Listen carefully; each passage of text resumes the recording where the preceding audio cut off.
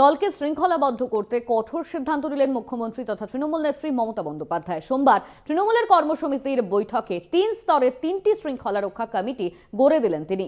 মিডিয়ায় দলের কারা প্রতিনিধিত্ব করবেন তা নির্ধারণ করতে অরূপ বিশ্বাসকে মাথায় রেখে মিডিয়া কমিটি গড়ে দেওয়া হয়।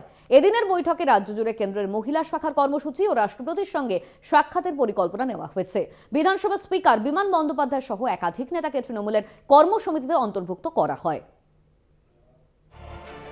নির্বাচনী সাফল্য ও দলের জনভিত্তি দিনকে দিন বেড়ে চলেছে, কিন্তু একই সঙ্গে নানা দুর্নীতির অভিযোগে বারেবারেই প্রশ্নের মুখে পড়তে হয়েছে তৃণমূলকে। দলের শীর্ষ নেতা থেকে জনপ্রতিনিধিরা জড়িয়েছেন নানা বিতর্কে। গত আগস্ট মাসে আরজিকর কাণ্ডের জেরে যথেষ্ট অস্বস্তিতে পড়েছিল রাজ্যের শাসক দল।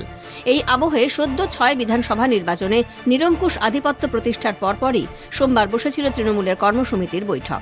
দলনেত্রী মমতা ছাড়াও তৃণমূলের সর্বভারতীয় সাধারণ সম্পাদক অভিষেক বন্দ্যোপাধ্যায়, রাজ্য সভাপতি সুব্রত বক্সী, সংসদীয় দলের নেতা সুদীপ বন্দ্যোপাধ্যায়, রাজ্যসভার নেতা ডেরেক ওব্রায়েন প্রমুখ হাজির ছিলেন। গত মাসে জেল থেকে মুক্তি পাওয়া বীরভূমের অনুব্রত মণ্ডলও এদিনের বৈঠকে কালীঘাটে যোগ দেন।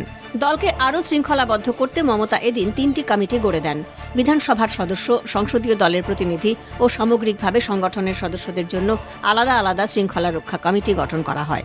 ডিসিপ্লিনারি কমিটি, তাতে রয়েছেন শোভনদেব চট্টোপাধ্যায়, নির্মল ঘোষ, দেবাশিস কুমার, অরূপ বিশ্বাস, ফিরাদ হাকিম, চন্দ্রিমা ভট্টাচার্য। এবং আগেই যেমন বলেছি, তিনটি এই ডিসিপ্লিনারি কমিটির ক্ষেত্রেই কিন্তু এগুলো প্রযোজ্য। অর্থাৎ শো কজ নোটিশ যদি যায় কোনো সদস্য অথবা সদস্যার কাছে, তাহলে 3টি শো কজ নোটিশে যদি উপযুক্ত জবাব না পাওয়া যায়, তাহলে তাদের সাসপেন্ড করবে পার্টি।